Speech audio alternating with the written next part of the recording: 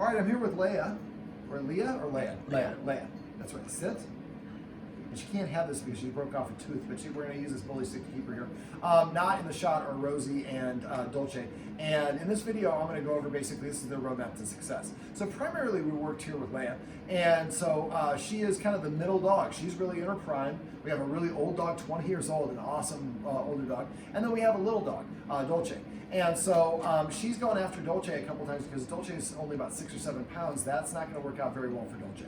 So basically, we covered a lot of things. I think in this case, I think she thinks that she is an authority figure, and her job to contribute to the betterment of the group is to be in charge of security. She barks at things coming by occasionally. She hears Dolce playing with one of her guardians on the couch, and she runs over and she wants to nip. And I think some of these things are insecurities. Some of these things are confusion. And so the first thing we did was we talked about exercise. This is a little bit easier to end. Your average dog needs an hour's worth of exercise. She's probably the one that needs closer to that every 24 hours an hour. But you don't want to do it all at once. So you want to do it in short spurts. Now, she has a mobility, a kneecap issue, so I want to make sure you check with your vet. Maybe have your vet watch this video and say, I like that, I don't like that. We don't want them to do any harm.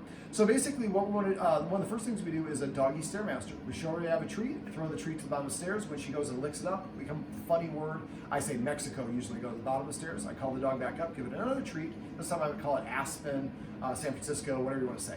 And so basically, each down up is one, and keep throwing those treats up and down until she's like, you're crazy. I've been down there 28 times, I'm not going down there anymore. Now we know the maximum number. Now we want to do it with an empty stomach, and you want to do that multiple times a day. When she is kind of staring at Dolce, that would be a good time to do it. We're going to have guests come over. That'd be a good time to do it. The bus or the kids are going to be coming by after school. We want to give her 10 minutes to recover after that. All right, we're going to take a little bit of a break. I don't want you to get too intense. We don't want to crack a tooth. It's Valentine's Day. All right, so that's a good one, and you can do that inside multiple times a day as long as your vet is okay with it. Another thing you can do is scent games, and just go to Google and Google scent games. It's basically like taking a treat and hiding it. Here, I'll just do one right here. And she's going to see me do it, so I'm going to kind of distract her, and I'm going to leave one right there.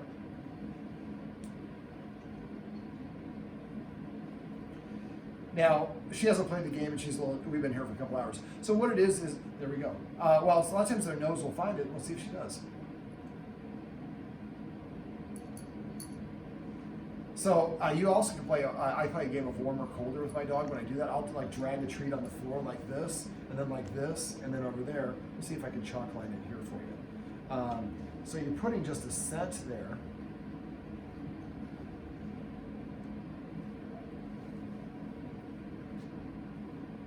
I did kind of cheat there. So all it is really just hiding it around the corner somewhere. And then when she finds it here, or she ran, hunt, search, find, whatever the word is that you want to use. So maybe there's 5 of them. One's under the couch, one's under the table. And so now she comes in, I smell chicken liver. And every time, so it gives her something to do. Dogs in the wild spend 90% of the time looking for food. We provide them this little bowl. We wonder why they get in trouble. Well, she has no job. And then I don't know what to do with the other 89% of my time. This is very physically draining. It's also relaxing and comforting thing for them to do.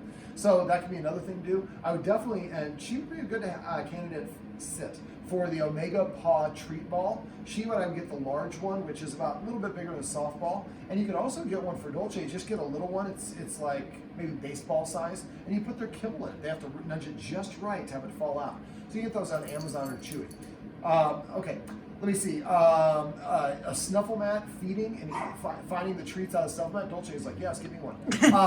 But if they have to use their nose to find their food, that boosts their confidence as well, which I think for her, she's not an insecure dog, but the more confident she is, that could be helpful. And so if I get fed twice a day, once with a snuffle mat, once with an Omega Paw treat ball, now there's 2 walks essentially that we get.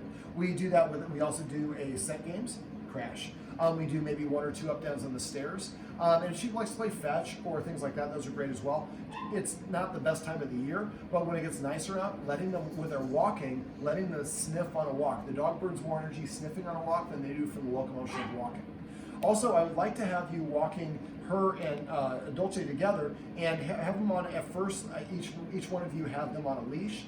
And maybe at first, if you have to, you can have them on the outside. I think you can probably go straight to the next step where I have Dolce here and the other guardian's here, and the dogs are walking together. Now, we don't want to use the retractables for this. We want them to kind of be in the same line. Whoever's in front is in charge or can be the leader, and then they kind of are competing for attention. or for that position. So we want them to see we all walk, we all going to walk together. They process things by literally moving forward. They're distracted, and it's really beneficial. Now, if they're sniffing, maybe they take turns of sniffing so we don't get any fights or anything like that. I think she's a little, I would say bratty or a little bossy. I think, I'm sniffing that. I'm going to do that. I think there's a little bit of that that's going on here. And if they don't sniff a lot, you can take like finely shredded cheese and go ahead of time and just sprinkle a little bit in certain areas and then kind of tap your foot. There's, oh, now be careful with her because again, resource things. And I think she's just gotten used to mine, and she's kind of elbowing the other dog out of the way and not necessarily the best way. So sit. Sit. Remember, always say the command word twice if the dog knows it. I told her what to do, then when she did it, I paid her. Now, I only give her 3 seconds. If she didn't sit with the 3rd second, I would have been on to other things. So the more you say it, the less you mean it. So, so also, if they get into a fight, separate them, but as quickly as you can, get them on a walk together. Even if it's just walking around your backyard, but it doesn't have to be a long walk, just maybe 5 or 10, or 2 houses away, and turn around and come back. We just want the last thing they remember about each other is a good thing. I'm going to get a little, instead of summarizing, I'm going to talk about something else I really want you to do. Go to Amazon and either get an X pen. This thing that they were looking at, it was like kind of round, and it had like, I think, a hole in the top, and it had a little bit of an overhang. But you could put, the clients I had that did this, they had one dog in there and another dog that was free in the room. And sometimes they swap them, but I would probably put Dolce in there a little, and you can put some of his stuff for her to be in there. But they can see each other, they can be in the room together. Crash.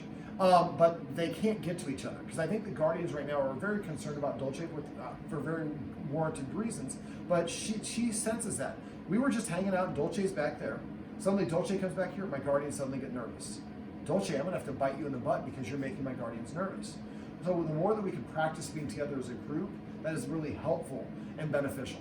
Now, another thing that I'd like you to do is the baby gate that you have in there, I'd like you to spend some time in Dolce's room, but guard it the same way I showed you about enforcing the invisible line in the kitchen. So both of you are hanging out in there, and she's hanging out right outside. So this way she gets practice of being near you, but not with you. And because it's really a tit for tat, because right now, we're all hanging out here with her, and then you go there a little bit, but you don't go in there as much. So we'd like to have that experience as well. All right, so getting back to the other things we talked about, rules are going to be really important in her case.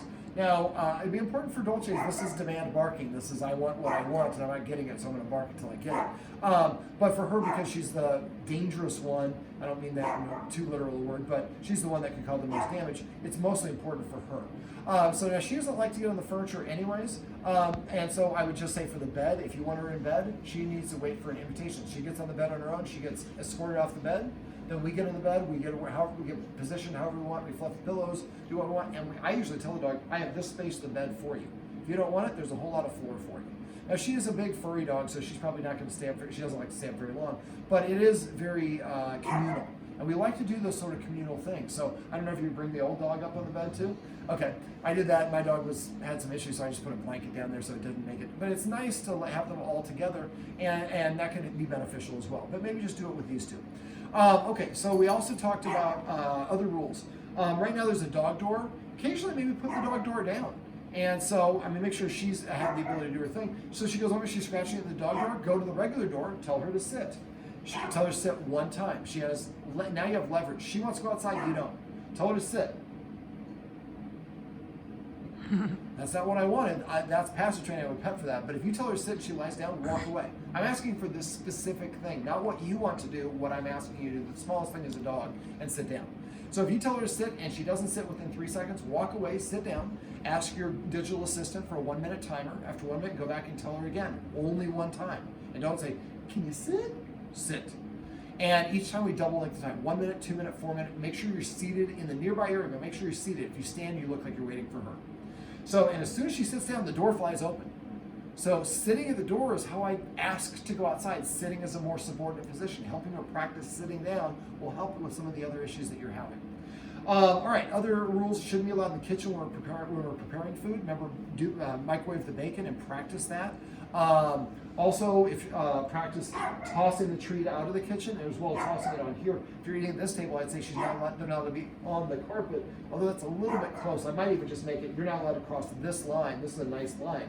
You can eat anywhere else you want, just not cross this line when we're eating dinner. So the more that we practice these sort of things, the more she sees you acting like a leader by enforcing these rules. Sit before I put the leash on you. We don't kennel her, right? No kennel. So if I'm going to give you something to chew on, you have to sit before I'm going to give it to you. And there's other things I'm sure that if you play fetch with her, she has to just sit or drop the ball before you do it, and different things along those lines. All right, now we also went over a leave it exercise. We went over a focus exercise. So leave it, I mean, at this point, you were dropping and hovering, and eventually you want to be go like this, and you're ready to go at all times to block it. But the idea is, and make sure it's on an area where she can see it a little bit better, and be ready to block it if you need to. But the idea is she's there, as soon as now she's looking up, and then we take 1 sec. At first, it's just as soon as she looks up, she gets the treat. Then eventually she looks up, it's 2 seconds, 3 seconds, 4 seconds. Eventually you drop it. I'm like, oh shoot, I forgot. It's been there for 5 minutes. You don't have to go that long, but the idea is to help her practice self-restraint. So when you practice that, any of these exercises, practice in different parts of your house, short intervals, maybe 1-2 minutes tops. I usually recommend about 8 to 12 treats per practice round. So that's, and if you forget how to do this, message me. I have videos that I can share with you of us teaching Taylor or somebody else doing it. We also went over the focus exercise. Now, we didn't go through the steps. So at first, you just hold the treats here, preferably at nose length, yes, nose level, and you wait for her to look at you. As soon as she does, nose, why don't you come over here? Let's do it one more time. So she's going to go for your hand, go for your hand. I'm just waiting for her to look at me in the face. The only thing she can do to get this is focus. I ever say it after it goes in her mouth. So at first, she's going to paw. After a while, she's going to start looking up faster and faster. Once we get to that point, then it's 1 second, 2 seconds. As she goes for it, then you can back up a second. The idea is she just sits here passively and waits for this treat to be delivered. She's looking at her face, and we're gradually elongated to the point where we can go like this, where this takes 15 seconds to get to her mouth. And now she's practicing. She's looking at the treat, but she's also looking at me. And so now we can call her away. If she's looking at Dolce, we can say, focus, and she looks up at me. And then we can maybe give them the command word to go at separate corners like we talked about in the video. I don't know what that is, but that's a little piece. You can chew on that. All right. So at first you want to do this, 1 second, 1 second, then for all 12 treats, then 1 second, 2 seconds. One to your nose is always 1 second. But eventually we want to get to the point where you can be 15 seconds and all over the house. So sit on your steps, do it downstairs, do it on the couch, so you can get her conditioned to look at us anywhere you want. And the last stage is I usually recommend doing it outside, but for you guys, I don't think you're going to need that because you really just need this to redirect her away. Let me talk about those signs, by the way. So her first warning sign is almost always going to be a stare. Sometimes they'll bare their teeth or they'll kind of crinkle their nose up a little bit. They'll lick their lips. That can be a sign of stress. They practice avoidance, intentionally looking away from the thing that they're not happy with. They'll lower their head, they'll hunt, the ears will go back, they'll breathe heavy, or they'll hold their breath. The tail, as you see right now, is more curled. That's probably more of a, I don't want to say clenched, but more ready to rock. And she probably is going to relax here. So you see it kind of starting to unspool. So if you look at her and see that tail kind of up here, she's more, doesn't mean she's going to attack. But I'd like you to kind of start looking at her overall body mechanics. So as you're seeing, I can see it better from my angle, her tail is unwinding, then she got up, now I'm more on guard. So when she is relaxed and there's nothing going on, look at where her ears are, look at how she's carrying her head, look at where her tail is and her overall body mechanics. If you notice what's normal, then you start seeing she's got her head lower, she's hunched over, she's stiff.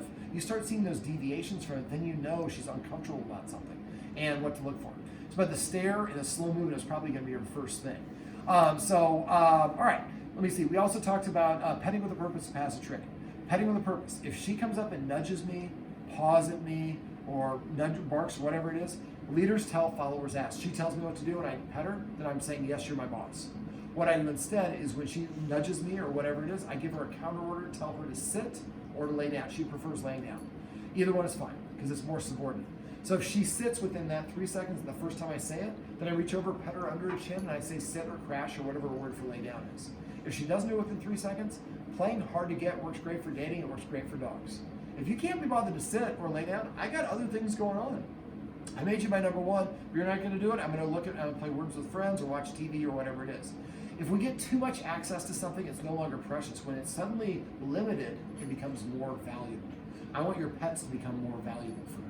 So after a while, she'll realize I can't tell the humans what to do anymore. I have to ask, and better than ask, I have to pay for the privilege of their attention, and I pay for it through a currency of obedience. I'm going to go sit or lay down, which she does a little bit. We call that manding in the dog world. she can influence my behavior by what she does. So as soon as she sits or lies down, we reach over and pet her under his chin and say, sit. Now, if somebody comes in the room and sees that I'm petting her like this, and they say, paycheck, even if I did it right, I stop petting, say, sit. She didn't sit, so I'm not going to pet for that because that's not what I'm asking for.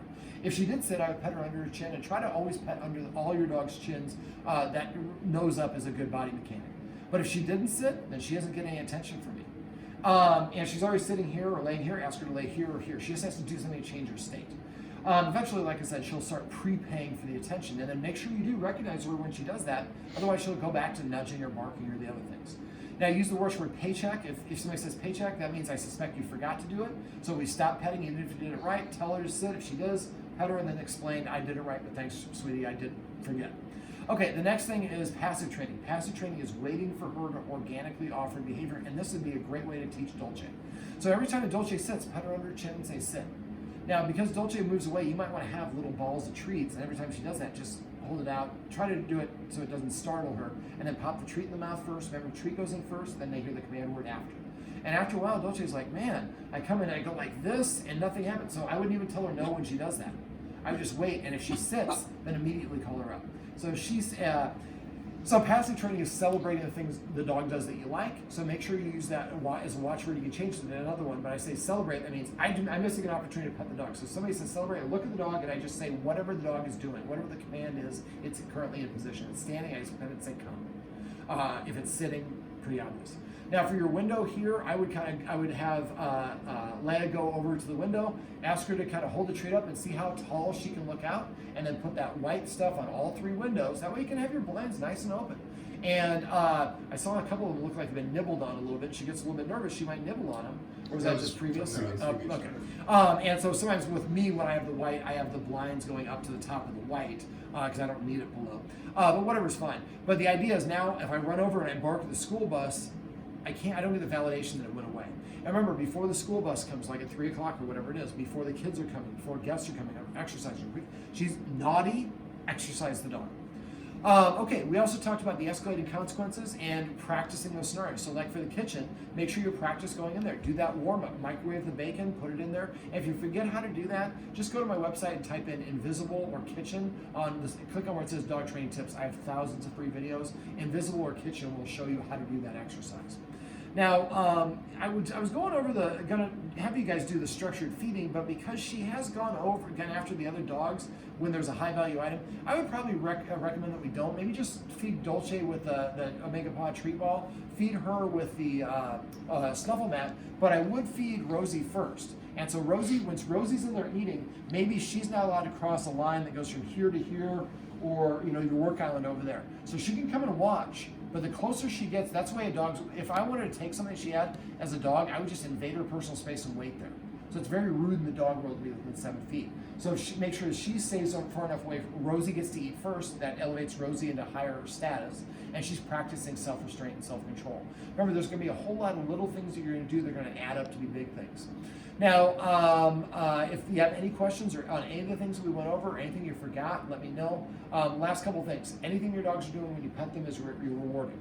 And so this includes stress, fear, anxiety. So when you come home and she's excited, ignore her. Don't say no, wait. And as soon as she calms down, start reaching for her, she'll start wiggling, pull your arm back, and continue. You might have to start her stop 4 or 5 or 10 times, but when she's overexcited, as you've identified, that's when she's going to make the most mistakes. Now, if she is nervous, you can lay your hand on her and associate touch with affection, but as soon as you start petting, you'll make her more nervous or whatever it is.